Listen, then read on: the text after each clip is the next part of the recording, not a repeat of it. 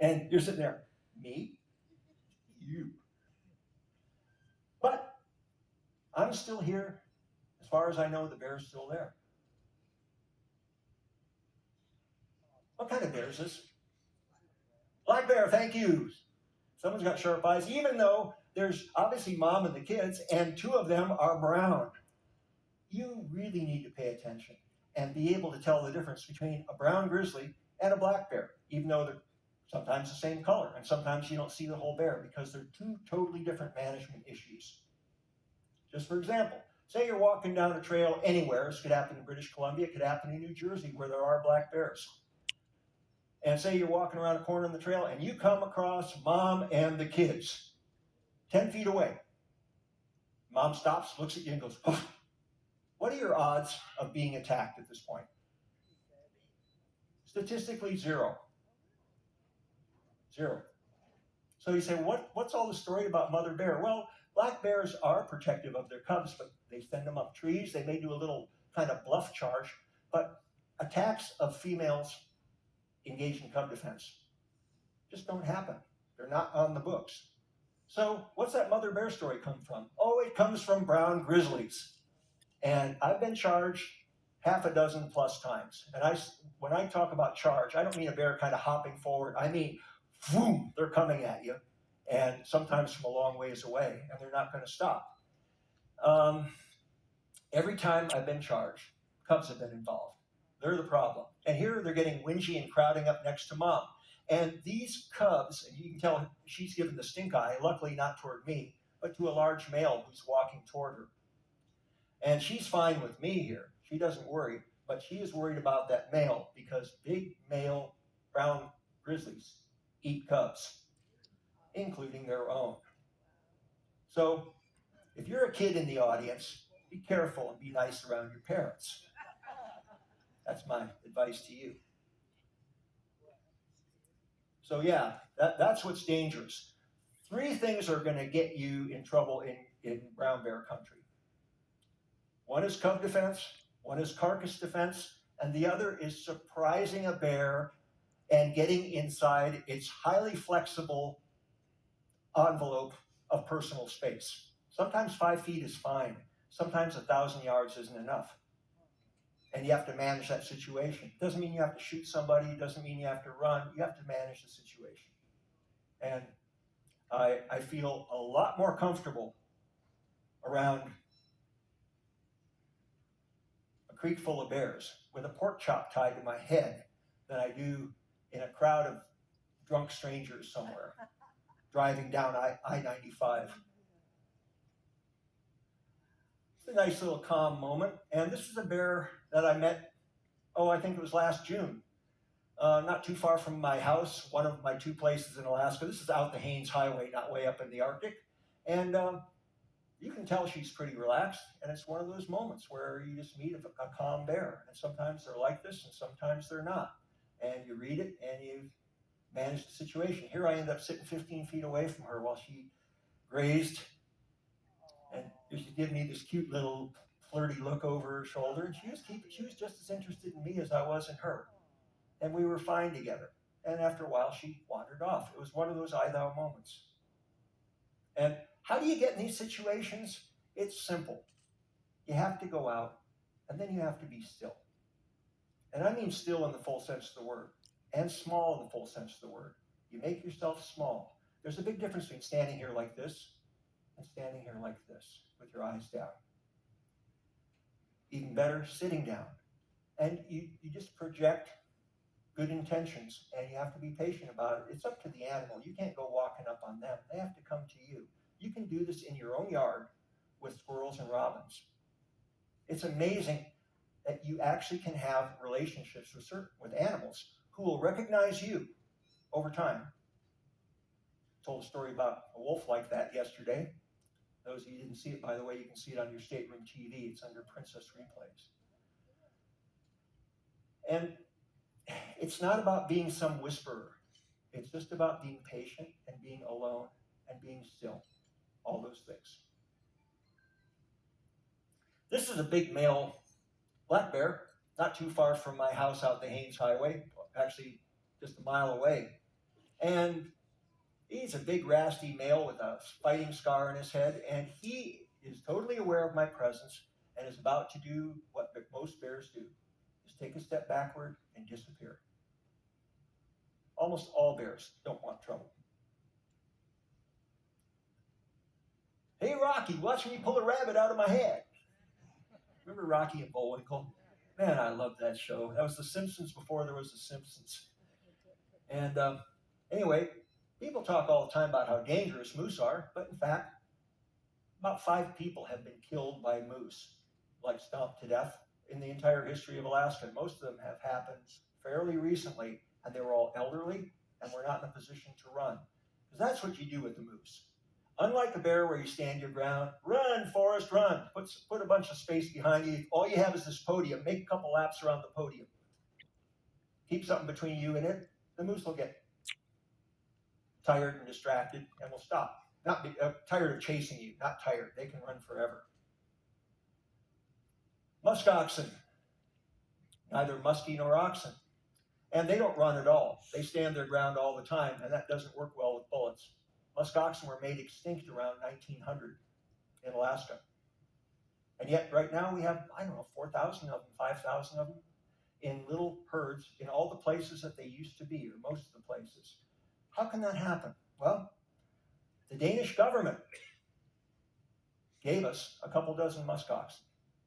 And the territory of Alaska accepted them, raised them up. They did marvelously well in captivity, released them back into the wild in the places they've been, and now they're there. So they went from extinction to being there. It's never too late. It's never too late to try. And these musk oxen are proof of that.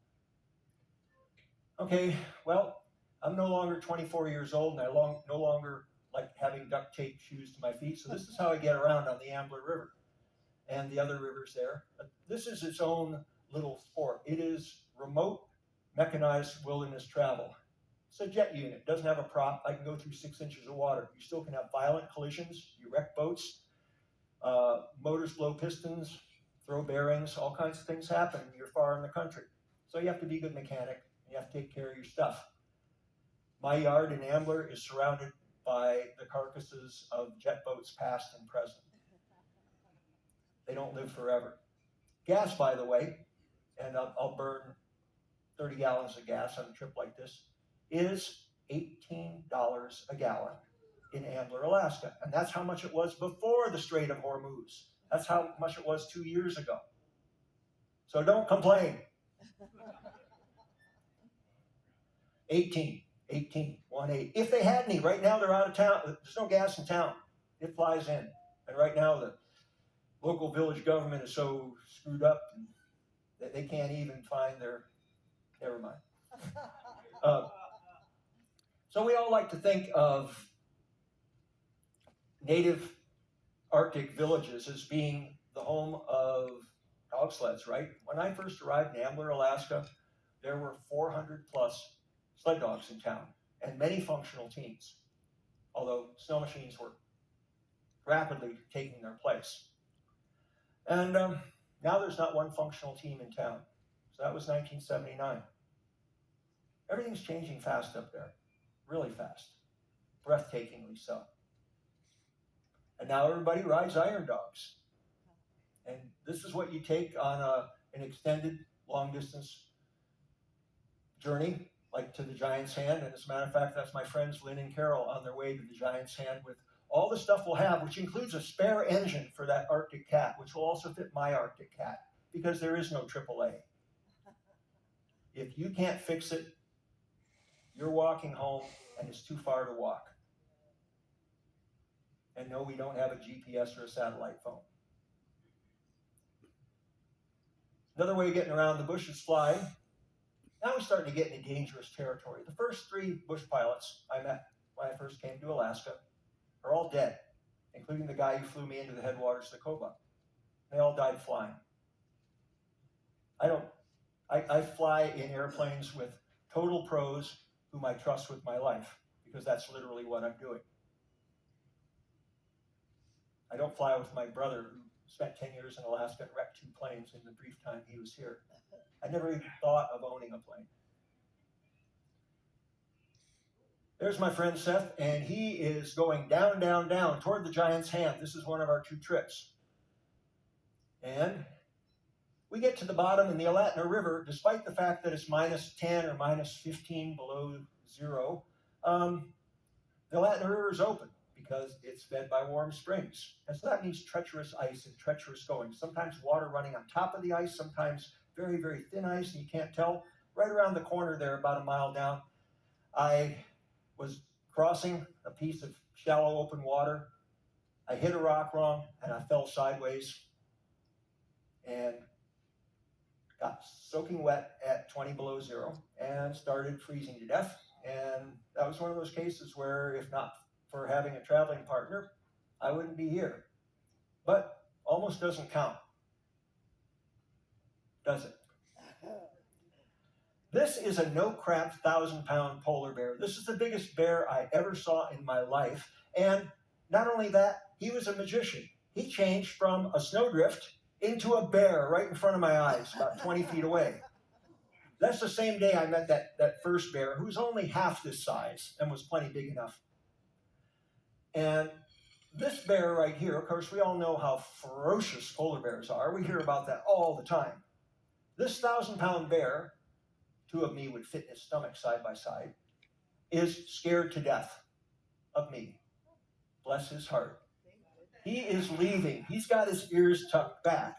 And I'm going, like Curly, you know.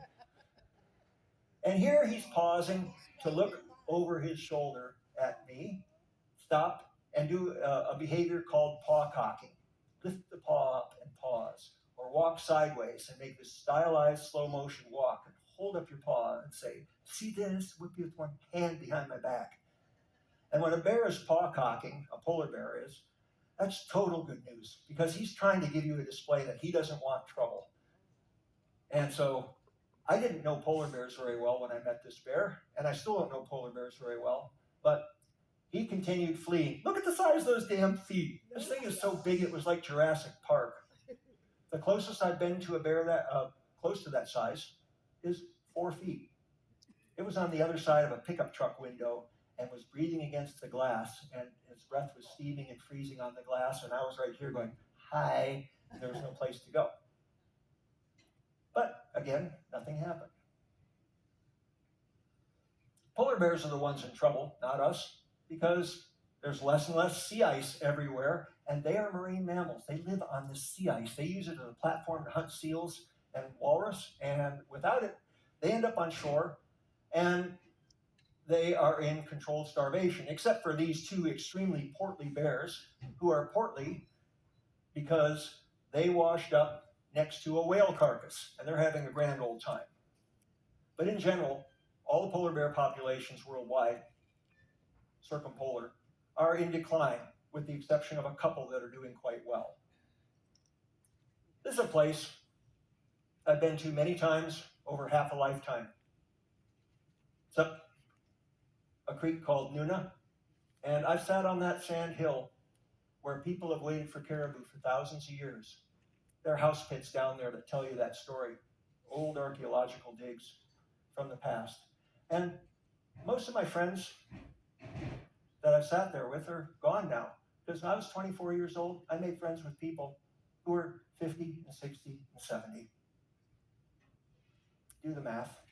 I know where they are now. I get to visit them all the time, but they're all in one place. Up at the village cemetery, of course.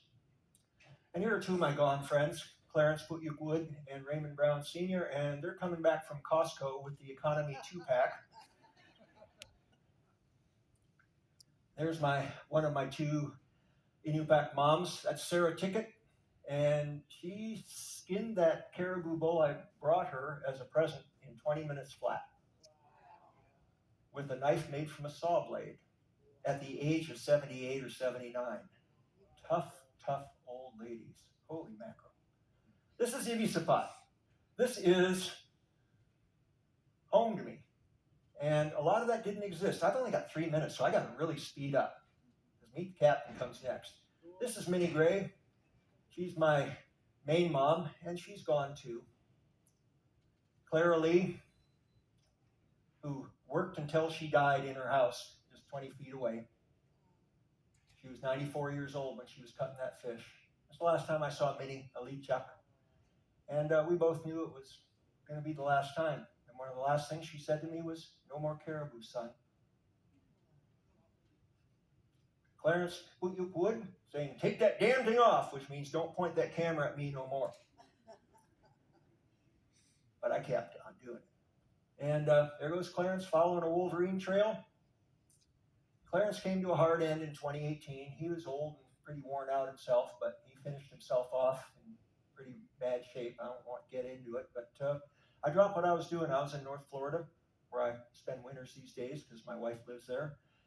And came up north, traveled 4,500 miles to help bury my friend. These are all people that I've known their whole lives. Some of them are my ex-students. We won a state championship in basketball together, but here we are digging a grave at -30. And this is an Inupiaq funeral. Those are all Clarence's women folks. And everyone in an Inupiaq funeral takes some responsibility. Some people build the coffin. Some people wash and dress the body.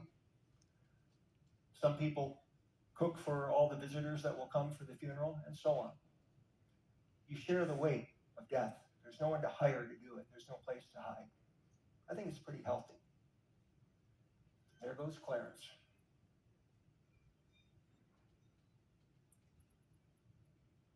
Right next to his wife, Marie, who was a few years ahead of him.